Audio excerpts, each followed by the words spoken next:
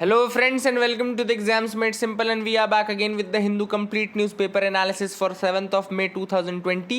तो 7 मई 2020 का news analysis देखेंगे. Before we start, those who want to join the TEMS portal, they can join us by the links given in the description comment section below. Those who want to get the prelims 365 PDF of various subjects like government schemes, international relations, polity, economy, science and tech, art and culture, ये सारी जो prelims 365 का material है specially designed for your prelims examination of UPSC, आप उसको ले सकते हैं from the links given the description comment section below. Along with that हमारे सोशल मीडिया प्लेटफॉर्म्स की लिंक भी नीचे दी है, तो आप हमको वहाँ पे ज्वाइन कर सकते हैं for getting some updates related to the examination और related to the content that we upload. तो वहाँ पे आप देख सकते हैं. So let's start with the questions. First पहला क्वेश्चन है the Bhitari pillar inscription is related to. इनमें से किसके साथ भीतरी पिलर इंस्क्रिप्शन रिलेटेड है? Options are A Skandagupta, B Samudragupta, C Vikramaditya, D Chandragupta one. तो think of the answer and now let me tell you the answer. Pause करके आप सोचते रहिए, सोच के आप अटेम्प्ट जरूर करिएगा. Now let me tell you the answer for this. Bhitari pillar inscription जो है वो स्कंदगुप्ता से रिलेटेड है. So answer will be A, Bhitari pillar inscription of Skandagupta. Question number 2 है during the colonial period in India what was the purpose of Whitley commission. Okay, तो Whitley जो commission बनी थी उसका पर्पस क्या था? और options are A to review the fitness of India for further political reforms, second to report on existing conditions of labor and to make recommendations, C to draw up a plan for financial reform of India, D to develop a comprehensive scheme for civil services in India. तो विटले commission में से किससे related था? याद रखिएगा जो विटले commission था वो लेबर रिफॉर्म से रिलेटेड था, इसलिए इसका आंसर होगा B for the labour reforms. Okay, recommendation for the labours, condition of existing labours, ये पता करने के लिए विटले कमीशन बना था. Third question is from art and culture. Tholu Bommalata. Okay, Tholu Bommalata it's a traditional puppetry art form. तो ये ट्रेडिशनल पपेट्री आर्ट फॉर्म है थोलू बोम्बालत्ता. किस स्टेट का? Option sir A Karnataka, B Tamil Nadu, C Telangana या डी आंध्र प्रदेश.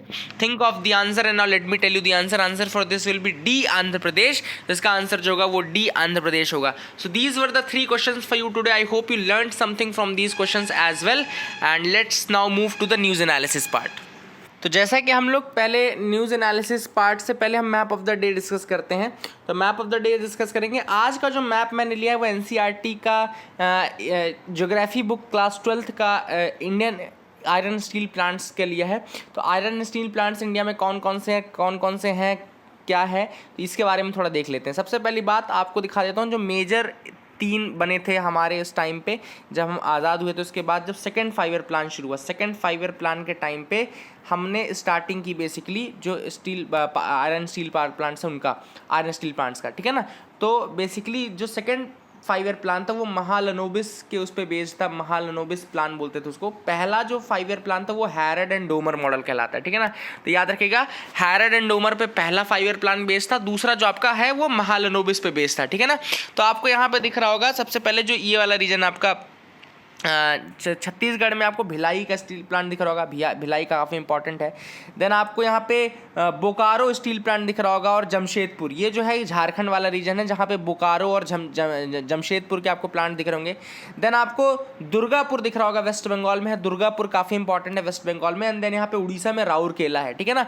तो ये काफ़ी ज़्यादा इंपॉर्टेंट आयरन स्टील प्लांट्स हैं. अब देखो आयरन स्टील जो इंडस्ट्रीज़ होती है उसको बेसिक इंडस्ट्रीज़ कहा जाता है. ये भी आपको इंपॉर्टेंट फैक्ट बता देता हूँ. मैप के साथ साथ हम थोड़ा फैक्चुअल चीज़ें भी देखते जाते हैं.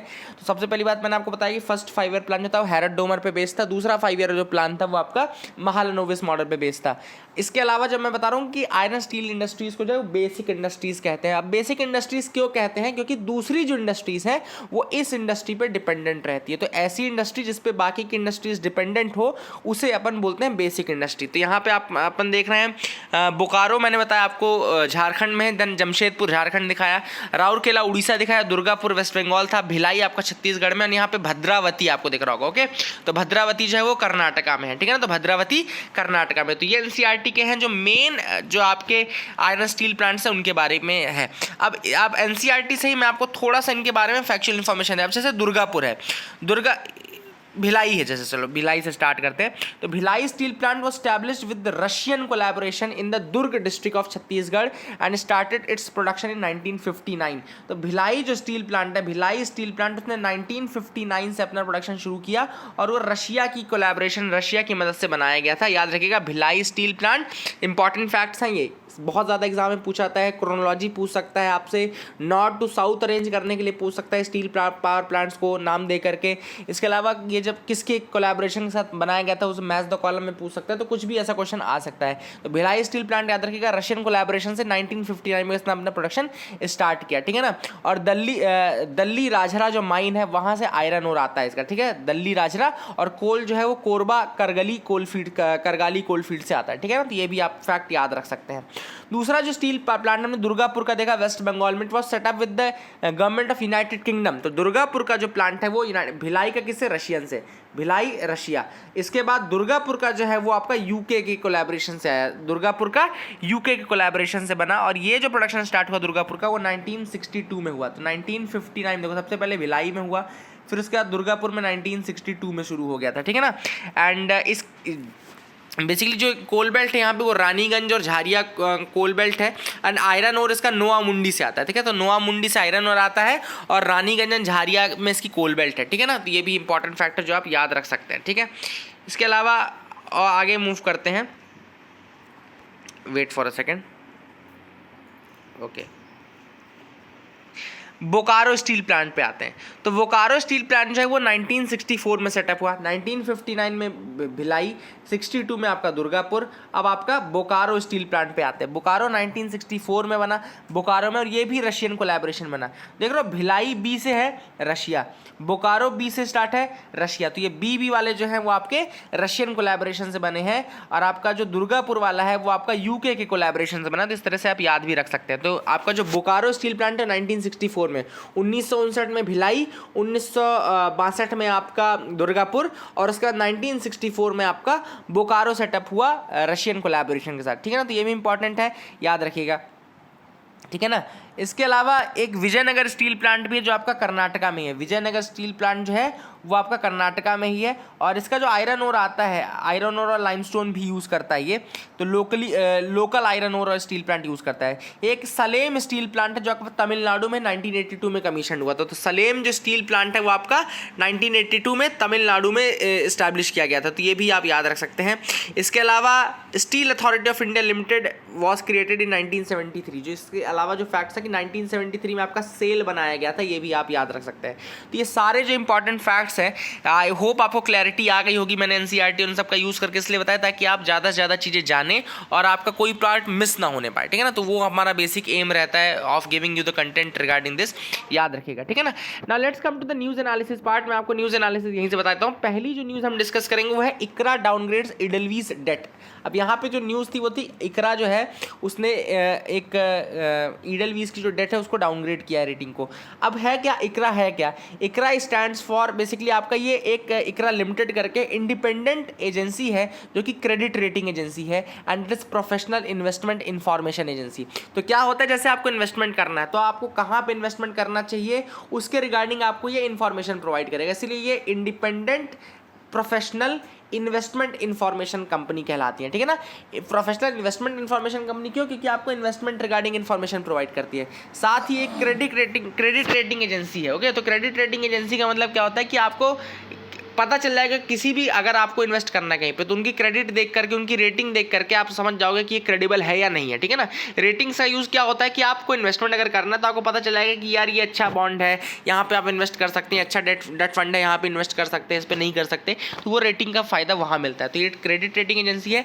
इकरा जो स्टैब्लिश हुआ था वो 1991 में बना था, और ओरिजिनली इसका नाम जो था वो investment information and credit rating agency of India limited IICRA था, ओके। तो investment information and credit rating agency of India limited था इसका पूरा नाम, ओके। अब जो है दूसरी जो न्यूज़ है वो एनबीएफसीज के बारे में आई थी। तो मैंने क्या सोचा कि देखो जो न्यूज़ थी वो आपके लिए ज़्यादा इंपॉर्टेंट नहीं थी, बट एनबीएफसीज के बारे में जानना आपके लिए बहुत ज़्यादा इंपॉर्टेंट है। This very very important for you to know about NBFC. कई बार क्वेश्चन आ चुका है और आ भी सकता है। सबसे पहले व्हाट इज एनबीएफसी। ये जो डेटा मैं बता रहा हूँ आपको, जो मैंने फैक्ट्स या जो भी इंक्लूड करूंगा इस आगे आने वाली नोट्स में, ये आरबीआई की वेबसाइट में दिया हुआ है। तो अगर आप आरबीआई की वेबसाइट में जाओ तो आपको एनबीएफसी के बारे में इंफॉर्मेशन मिल जाएगी। वहीं का सोर्स हमने यूज़ किया ताकि आपको बिल्कुल सही इंफॉर्मेशन मिल सके। तो एनबीएफसी जो बेसिकली कंपनी होती है which is registered under the companies act of 1956। Okay, तो it is registered under the companies act of 1956। और इसका पर्पस क्या होता है? It is engaged in businesses of loans and advances. ये लोन्स एंड एडवांसेस का काम करते हैं। Acquisition of share, stock, bond, debentures, securities issued by the government और लोकल अथॉरिटी। तो गवर्नमेंट की सिक्योरिटी प्लस लोकल अथॉरिटी की सिक्योरिटी दोनों में ये इन्वेस्ट करते हैं। शेयर्स का एक्विजिशन कर सकते हैं, स्टॉक्स का कर सकते हैं, ठीक है ना। और दूसरे मार्केटेबल सिक्योरिटीज़ लाइक ये leasing, hire purchase, insurance business, chit businesses, इन सब में इन्वेस्ट करते हैं। But does not include any institution. लेकिन ऐसा कोई भी इंस्टीट्यूशन इसके अंदर नहीं होता whose principal business is only of an agriculture activity और इंडस्ट्रियल एक्टिविटी और परचेज और सेल ऑफ एनी गुड। लेकिन अगर कोई ऐसी इंस्टीट्यूशन है जिसका प्रिंसिपल बिजनेस एग्रीकल्चर एक्टिविटी है या इंडस्ट्रियल एक्टिविटी है, परचेज या सेल ऑफ एनी गुड है, उसको ये इंक्लूड नहीं करता है। तो याद रखिएगा एनबीएफसीज बेसिकली रजिस्टर्ड होती हैं under the companies act of 1956। RBI के अंदर भी ये मेंशन्ड है। तो आरबीआई एक्ट जो 1934 का है उसके अंदर भी ये मेंशन्ड रहता है। तो दोनों एक्ट के अंदर ये है registered under companies act of 1956। और ये काम क्या करते हैं? Basically business of loans and advances, acquisition of share, stocks, bond, debenture, securities issued by the government और local authority, मतलब गवर्नमेंट की भी और लोकल अथॉरिटी का। अब यूपीएससी अगर आपको कंफ्यूज करना चाहेगा तो क्या कर देगा? यूपीएससी कंफ्यूज करना चाहेगा तो कर देगा only of government securities, only on government securities. तो ये गलत हो जाएगा क्योंकि गवर्नमेंट प्लस लोकल दोनों सिक्योरिटीज में कर रहा है ना ये। तो ये यहाँ पे आपको ऐसी चीज़ों से बच के रहना है। अब अगर आपसे कोई पूछे कि what does this financial activity as the principal business mean, मतलब कि एनबीएफसी एक ऐसी वो है जिसकी फाइनेंशियल एक्टिविटी प्रिंसिपल बिजनेस है। तो प्रिंसिपल बिजनेस का मतलब क्या है? What is this meaning of principal business? तो financial activity as principal business का मतलब है कि कंपनीज फाइनेंशियल एसेट्स, कंपनी के जो फाइनेंशियल एसेट होने चाहिए, they should contribute more than 50% of the total asset. उसके टोटल एसेट का 50% से ज़्यादा उस कंपनी के पास फाइनेंशियल एसेट होना चाहिए। प्लस जो इनकम उस कंपनी को हो रही है तो 50% से ज़्यादा इनकम उसकी उस फाइनेंशियल एसेट से होनी चाहिए। सबसे इंपॉर्टेंट चीज़ बताता हूँ एग्जाम्पल के थ्रू। अगर आपकी कंपनी का टोटल जो आपका एसेट है वो 100 रुपये है सपोज, तो आपके फाइनेंशियल एसेट 50 रुपये से ज़्यादा के होने चाहिए। याद रखिएगा 50% से ज़्यादा का फाइनेंशियल एसेट होना चाहिए। और अगर मान लो आपकी कंपनी की जो इनकम है वो 1000 रुपये है तो 500 से ज़्यादा आपकी इनकम इस 50 रुपये से आनी चाहिए। मतलब जितनी इसकी है उससे इसकी 50% ज़्यादा इनकम आनी चाहिए। मतलब कि कंपनी के एसेट्स का 50% से ज़्यादा आपका फाइनेंशियल एसेट होना चाहिए, प्लस टोटल जो इनकम आपकी हो रही है उसका 50% से ज़्यादा आपका उस आपके फाइनेंशियल एसेट से आना चाहिए। ठीक है ना? That is the important thing which is there. ये दो क्राइटेरिया 50-50 क्राइटेरिया इसको बोलते हैं। अगर ये दो क्राइटेरिया फुलफिल कर रही है कोई कंपनी तो उसको आरबीआई के साथ रजिस्टर कर दिया जाएगा एज एनबीएफसी। एनबीएफसी में रजिस्टर कर दिया जाएगा, आरबीआई में एज एनबीएफसी रजिस्टर कर दिया जाएगा अगर वो 50-50 क्राइटेरिया को पूरा कर रहा है। अब डिफरेंसेस क्या होता है बैंक्स के? क्योंकि बैंक्स भी वही काम कर रहे हैं, आप भी वही काम कर रहे हो, तो डिफरेंस कहाँ पर है? तो डिफरेंस यहां पर है कि NBFC can not accept a demand deposit. NBFC जो है वो डिमांड डिपॉजिट एक्सेप्ट नहीं कर सकता। NBFC they do not form the part of payment and settlement system and can not issue cheques drawn on itself. Okay, payment settlement system का part नहीं होता। Then deposit insurance facility of deposit insurance and guarantee corporation is not available. तो होता क्या basically, जब आप banks में कोई पैसा डालते हो ना तो वहाँ आपको डिपॉजिट गारंटी मिलती है। मतलब कि आपका जो पैसा वहाँ पे किया गया है वो आपको, तो याद रखिएगा कि ये फॉर्म नहीं करते हैं। They are not the part of payment and settlement system and can not issue cheques. दूसरा मैंने आपको तीसरा जो अभी बता रहा था मैं पॉइंट कि अगर जो बैंक्स में आप पैसा डालते हो तो आपको डिपॉजिट गारंटी मिलती है, लेकिन वो डिपॉजिट गारंटी आपको एनबीएफसीज में नहीं अवेलेबल रहती। ठीक है ना? अब what are the powers of RBI with regard to NBFCs? क्या आरबीआई के पास कोई पावर है एनबीएफसीज के लिए? तो बिल्कुल है। आरबीआई एक्ट 1934 रजिस्टर करता है, पॉलिसी बनाता है, डायरेक्शन इशू करता है, इंस्पेक्ट करता है, रेगुलेट करता है, सुपरवाइज करता है, exercise surveillance over the NBFCs that meet 50-50 criteria of principal business. तो ऐसा कोई भी एनबीएफसी, जैसा मैंने आपको जो ऊपर 50-50 क्राइटेरिया बताया, अगर वो फुलफिल कर रहा है तो ये बेसिकली जो रिजर्व बैंक ऑफ इंडिया है ये उसकी पॉलिसी बनाने का काम, डायरेक्शन देने का काम, इंस्पेक्ट करेगा, रेगुलेट करेगा, सुपरवाइज करेगा, एक्सरसाइज करेगा, ये सारी चीज़ें करेगा, ठीक है ना। और अगर आप कोई भी एनबीएफसी अगर आरबीआई एक्ट 1934 को वायलेट करता है तो फिर ये पिनलाइज करने की पावर भी आरबीआई रखता है। तो अगर आपसे कोई पूछे कि एनबीएफसी को पिनलाइज करने की पावर आरबीआई के पास नहीं है तो स्टेटमेंट गलत हो जाएगा, ठीक है ना, क्योंकि उसके अंदर पावर है। अगली जो न्यूज़ है, a lab at the heart of US China virus spat. अब बेसिकली चाइना की एक लेबोरेटरी है जिसको P4 लेबोरेटरी बोलते हैं, वुहान में ये लोकेटेड है।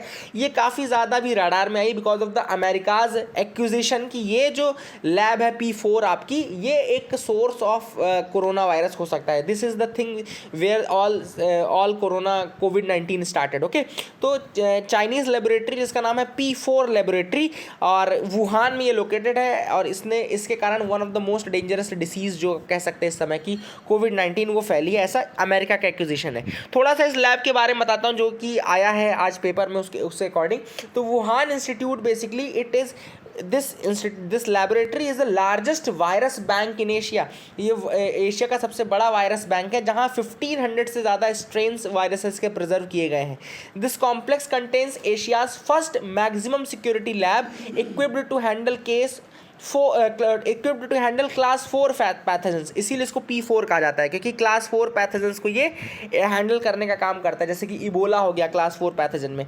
तो this is the Asia's first maximum security lab जो कि ये काम करता है, ठीक है ना। तो याद रखिएगा लार्जेस्ट वायरस बैंक एशिया का भी यहीं पे प्रिजर्व्ड है, 1500 से ज़्यादा स्ट्रेन्स हैं यहाँ पे।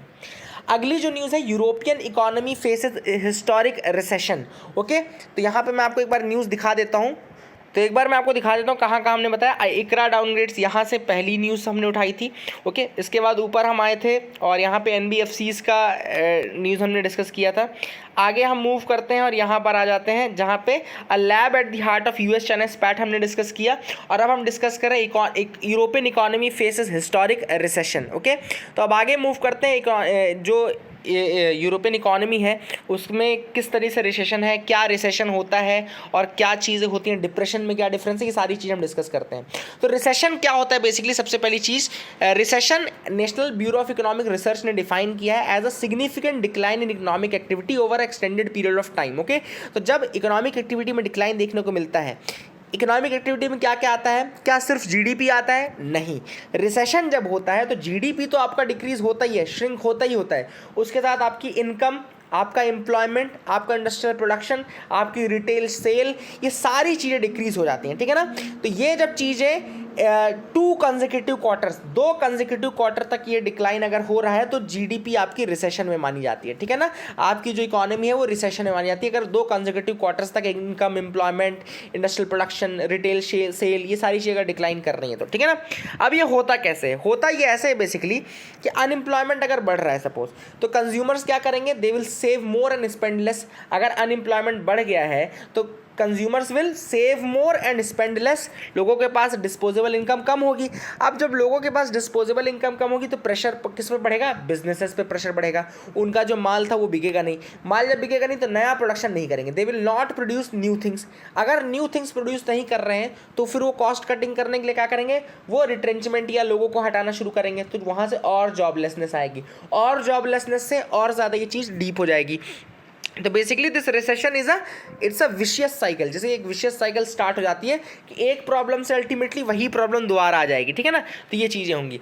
अब रिसेशन और डिप्रेशन में क्या डिफरेंस है? तो रिसेशन और डिप्रेशन के लिए एक बहुत फेमस कहना चाहिए लाइन होती है, बहुत फेमस कोट चलता है कि recession is when your neighbour loses their job.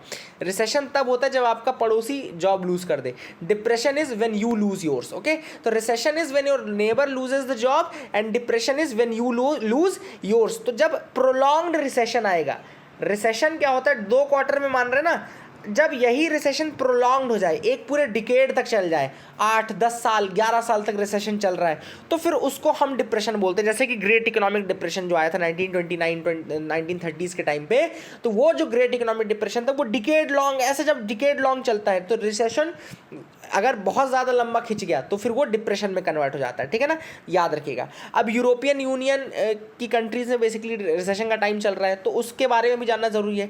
European union जो है एक पॉलिटिकल एंड इकोनॉमिक एंटिटी है जिसके 27 मेंबर है, 27 मेंबर्स आर देयर, और ये बेसिकली बना था द मास्ट्रिक्ट ट्रीटी 1993 के थ्रू। Okay, European union and European citizenship, ये दोनों चीज़ें स्टैब्लिश की गई थी मास्ट्रिक्ट ट्रीटी, इसको TEU यानी कि the treaty on European union भी कहा जाता है। मास्ट्रिक्ट ट्रीटी को treaty on on European union भी कहा जाता है। 1993 में ये फोर्स में आई थी, ये भी याद रखना कि मास्ट्रिक्ट ट्रीटी जो फोर्स में आई थी वो 1993 में आई थी।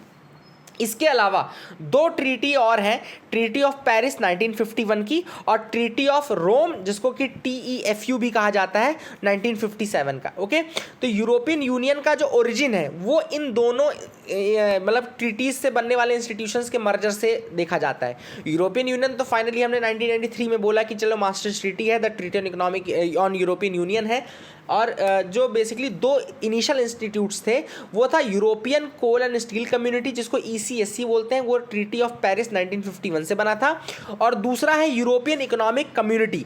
यूरोपियन इकोनॉमिक कम्युनिटी बना था आपका ट्रीटी ऑफ रोम के थ्रू। ओके, ट्रीटी ऑफ पेरिस से बना था European coal and steel community, और ट्रीटी ऑफ रोम से बना था आपका यूरोपियन इकोनॉमिक कम्युनिटी। ओके, तो ये भी याद रखेगा। अब हुआ ये कि जब स्टार्टिंग हुई थी तब इनर 6 कहा जाता था, यूरोपियन कम्युनिटीज जब आई थी क्लोज, तो इनर ओरिजिनल 6 मेंबर्स थे, इनर 6 कहते थे उनको, Belgium, France, Italy, Luxembourg, Netherland and West Germany. ये इनिशियल 6 या इनर 6 मेंबर कहलाते हैं, Belgium, France, Italy, Luxembourg, Netherlands and West Germany. एक और ट्रीटी है जिसको कि treaty establishing the European atomic energy community, इसको यूराटम ट्रीटी बोलते हैं। यूरेटम ट्रीटी मतलब treaty establishing the European atomic energy community, ये भी 1957 में ही आई थी।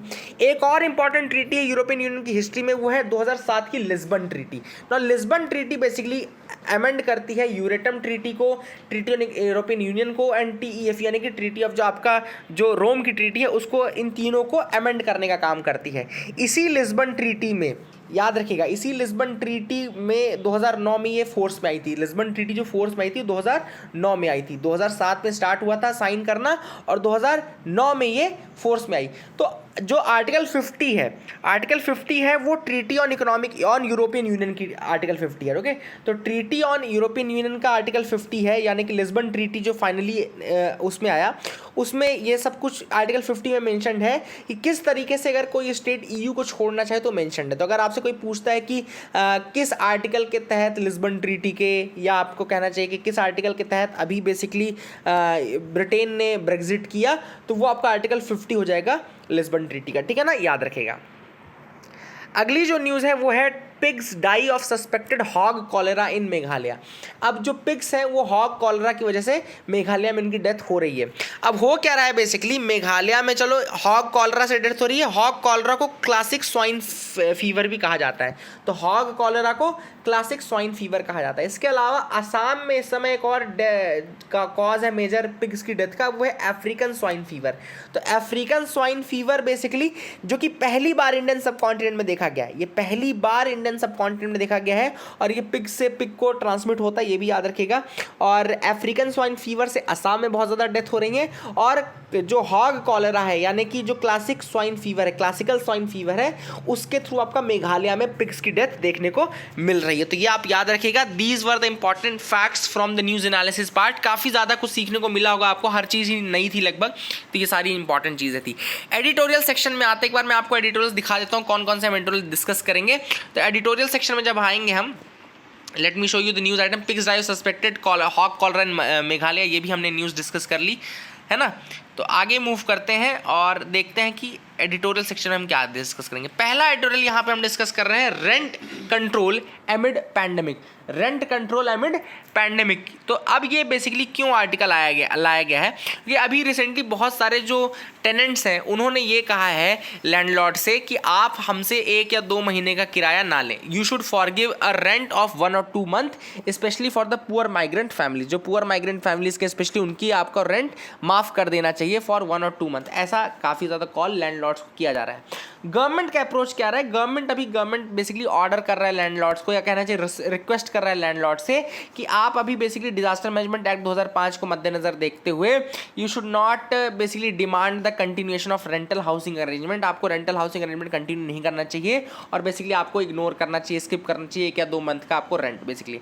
लेकिन ऑथर ने यहाँ पे ये किया है कि जो फोकस है उसको डिजास्टर मैनेजमेंट एक्ट से शिफ्ट करके आपको रेंट कंट्रोल एक्ट पे ले जाना चाहिए। क्यों? क्योंकि एक्चुअली में डिजास्टर मैनेजमेंट एक्ट या कोई भी लॉ ऐसा नहीं है जो कि आपको रेंट कंट्रोल करने की परमिशन दे। तो सिंपल सी बात है, आपको रेंट कंट्रोल एक्ट की तरफ शिफ्ट करना चाहिए, मॉडल टेनेंसी एक्ट जो है उसकी तरफ आपको देखना चाहिए। तो why amendment and control is needed, क्यों अमेंडमेंट या कंट्रोल जरूरी है रेंट का? तो देयर इज नो, सबसे इंपॉर्टेंट चीज क्यों जरूरी है लॉ, क्योंकि अभी तक there is no legal obligation for the landlords. At present, there is no legal obligation for landlords to excuse rent or not evict the tenants in the case of this pandemic। तो इस pandemic को देखते अगर आप corona virus को देखें तो भी आप बेसिकली याद रखिएगा, तो चाहे कैसी भी इमरजेंसी सिचुएशन हो या ना हो, लेकिन ऐसा कोई लीगल प्रोविजन नहीं है कि आप लैंडलॉर्ड्स को मना कर दो कि भैया आप टेनेंट से वो मत लो या उनको बाहर मत निकालो, ठीक है ना। तो उनको प्रोटेक्शन के लिए आपको रेंट कंट्रोल की जरूरत है। लेकिन ऑथर ने कहा कि रेंट कंट्रोल करो, जो करना करो, लेकिन आपको 2 चीजें दिमाग में रखनी है। पहली चीज कि रेंट कंट्रोल जब आप करो तो ये चीज दिमाग में रखो कि सारे के सारे जो लैंड ओनर्स हैं, लैंडलॉर्ड्स हैं, वो सब उसके अंतर्गत आए, टेनेंट्स को भी वो कवर करे। तो लैंडलॉर्ड्स टेनेंट्स दोनों को कवर करने वाला एक लॉ बनाओ जो कि इन सबको रजिस्टर करने का काम करेगा। दूसरा चीज, कोई भी रेंट एक्ट लाने से पहले, कोई भी रेंट एक्ट लाते समय ये चीज़ आपको ध्यान में रखनी है कि उसका एक इमरजेंसी क्लॉज होना चाहिए कि अगर कोई पैंडेमिक सिचुएशन है या कोरोना वायरस जैसी सिचुएशन है तो उस समय फिर क्या होगा क्या नहीं होगा, उसको ध्यान में रखने के लिए आपको एक्ट बनाना चाहिए ना। क्या सिर्फ हमको टेनेंट्स के लिए सोचना चाहिए? जैसे हम क्या कर रहे हैं, बात करने की, जैसे लैंडलॉर्ड को हम एक गलत वे में प्रेजेंट कर रहे हैं, तो क्या सिर्फ टेनेंट्स लैंडलॉर्ड्स की ही प्रॉब्लम है? लेकिन ऐसा नहीं है, हमको सोचना लैंडलॉर्ड्स के बारे में भी है। कई लोग ऐसे हैं जो किराए पर ही जीवित हैं, जो जिनका कि बेसिकली पूरा इनकम ही ये टेनेंट्स के थ्रू आता है। तो अगर हम ये बोलेंगे कि नहीं आप मत लो किराया, तो वो भी गलत होगा। कई लोग ऐसे होंगे जो बेसिकली उसी पे डिपेंडेंट हो। तो what should be done, basically जो housing welfare and disaster fund है, housing welfare and disaster fund जो है, आपको वो मोबिलाइज करना चाहिए towards the loss of this rent. जो लॉस होगा रेंट में लेने में, जो लॉस हो रहा होगा उस समय रेंट ना लेने के कारण लैंडलॉर्ड्स का, उसको पूरा करने के लिए आपको जो housing welfare and disaster fund है उसको आपको मोबिलाइज करना चाहिए इनकी तरफ, ठीक है ना। अगला जो एडिटोरियल है वो है a war like state and a bond to the rescue. तो ये आर्टिकल मैं दिखा देता हूं जो हम डिस्कस कर रहे हैं, ये यहाँ पर है, a war like state and bond to the rescue. अब ये आर्टिकल क्या बोलता है बेसिकली कि अभी अगर आप देखो तो कोरोना वायरस को, कोविड-19 के जो शॉक्स है उसको कहा जा रहा है कि it is just like a war situation, है ना। तो ऑथर ने कहा कि ठीक है, जब वॉर सिचुएशन है तो वॉर का क्यों ना हम कोई मैकेनिज्म यूज करें जो ऑलरेडी वॉर में यूज हो चुका है। तो एक फाइनेंशियल मेथड यहाँ पे डिस्कस किया गया है जो वर्ल्ड वॉर के टाइम पे यूज किया गया था, उसको बोलते हैं कंसोल बॉन्ड। तो ये आर्टिकल जो था वो कंसोल बॉन्ड पे आया है। प्रीलिम्स में आपसे कंसोल बॉन्ड डायरेक्टली पूछ सकता है कि कंसोल बॉन्ड, यहाँ ई भी है, कई जगह पे ई लिख दिया, कहीं जगह पे ई नहीं लिखा है, तो अपन कंसोल बॉन्ड ही बोलेंगे इसको। तो कंसोल बॉन्ड बेसिकली जो है वो वर्ल्ड वॉर के टाइम पे आया था, बेसिकली 1917 में, यानी कि वर्ल्ड वॉर 1 के टाइम पर ये लाया गया था। क्या हुआ था, ब्रिटिश गवर्नमेंट ने अभी रिसेंटली 2014 में ब्रिटिश गवर्नमेंट ने 1 सेंचुरी पुराना जो कंसोल बॉन्ड का पैसा था उसकी डेट पूरी की है उन्होंने। तो अभी 100 साल बाद उन्होंने अपनी डेट पूरी की है। उस समय हुआ ये था कि 5% के इंटरेस्ट पे बेसिकली मनी रेज की जा रही थी, डेट फंड्स के थ्रू मनी रेज की जा रही थी। और उस समय लोगों से ये कॉल किया गया था, if you can not fight, अगर आप फाइट नहीं कर पा रहे हैं, then you can help your country by investing all you can in 5% exchequer bond. तो उस समय एक कॉल कॉल किया गया था यूके में, ब्रिटेन में, कि अगर आप वॉर नहीं फाइट कर सकते तो मत करो, लेकिन आप अपनी कंट्री को बचा सकते हो bye investing all you can in 5% exchequer bonds. और ये जो एक्सचेकर बॉन्ड्स थे ये आपके कंसोल बॉन्ड्स कहलाते हैं। अब ऑथर ने कहा है बेसिकली कि इंडिया में भी पीएम केयर्स शुरू किया गया है, लेकिन पीएम केयर्स से ज़्यादा बेटर मेथडोलॉजी जो है आपकी, वो आपको ज़्यादा बेटर ऑप्शन प्रोवाइड करता है कंसोल बॉन्ड। क्यों? क्योंकि कंसोल बॉन्ड का जो पैसा है वो आप प्रोटेक्टिव इक्विपमेंट से लेकर के, डॉक्टर्स से लेकर के, एसएमई मतलब स्मॉल एंड मीडियम इंटरप्राइजेस को बढ़ाने के लिए कहीं पे भी कर सकते हो, ठीक है ना। दूसरा जो है कि क्यों बेटर ऑप्शन है, क्योंकि our prime minister wants active participation of the citizen. हमारे प्राइम मिनिस्टर जो है वो एक्टिव पार्टिसिपेशन चाहते हैं सिटीजन से। तो एक मेथड ये भी है कि हम चाहें तो आरबीआई को बोले कि आप गवर्नमेंट सिक्योरिटी खरीदो और आप पैसा छाप करके हेलीकॉप्टर मनी जो होता है वो हमको दे दो, लेकिन इसमें क्या है कि लोगों का पार्टिसिपेशन नहीं हो पाएगा। तो जो हमारे प्राइम मिनिस्टर की सोच है कि लोगों को पार्टिसिपेट करवाना है ज़्यादा से ज़्यादा, उसके लिए आपको एक क्राउड फंडिंग की ही ज़रूरत है, और उसके लिए कंसोल बॉन्ड काफ़ी ज़्यादा यूजफुल हो जाएगा।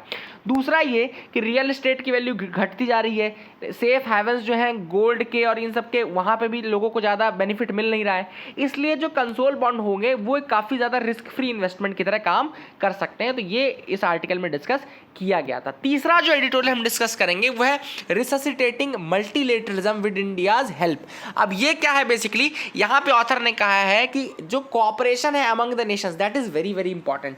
In fact after this corona virus ये कोऑपरेशन और ज़्यादा बढ़ना चाहिए, लेकिन ऑथर ने कहा कि मल्टीलेटरलिज्म जो ये अप्रोच होती है कोऑपरेशन की, कोलैबोरेशन की, वो अभी वीकेस्ट चल रही है। वीकेस्ट क्यों? क्योंकि अभी आपने देखा होगा कि लोग एक दूसरे को क्रेडिबिलिटी की निगाह से नहीं देख रहे, शक की निगाह से देख रहे कंट्री दूसरी कंट्री को। तो आप जो ये बेसिक प्रॉब्लम है मल्टीलेटरलिज्म की, उसको कैसे फिक्स करेंगे? तो पहला जो ऑथर ने दिया है कि there should be some reassuring policies towards renewed commitment. तो हमको ये कोशिश करनी है कि एक रीएश्योरेंस मिले लोगों को कि मल्टीलेटरलिज्म जरूरी है, और यूएसए को फॉर एग्जांपल एक एग्जाम्पल शो करना चाहिए कि ये आने वाले समय में ग्लोबल सप्लाई चेन को और मजबूत करेगा, न कि प्रोटेक्शनिस्ट अप्रोच रखेगा। दूसरा ऑथर ने कहा, देखो यहाँ पे दो कॉन्ट्राडिक्टरी चीज़ें, यानी कि दो पैराडॉक्सिकल चीज़ें ऑथर ने बोली है। पहला पॉइंट उन्होंने बोला कि आप मल्टीलेटरलिज्म को प्रमोट करो, लेकिन मल्टीलेटरलिज्म भी थोड़ा आपके अकॉर्डिंग मोल्डेड रहेगा, थोड़ा डिस्टॉर्टेड रहेगा। कैसे? सेकंड पॉइंट में ऑथर बोलता है कि कुछ डीकपलिंग की भी जरूरत है, मतलब कि we should have some strategic boundaries as well.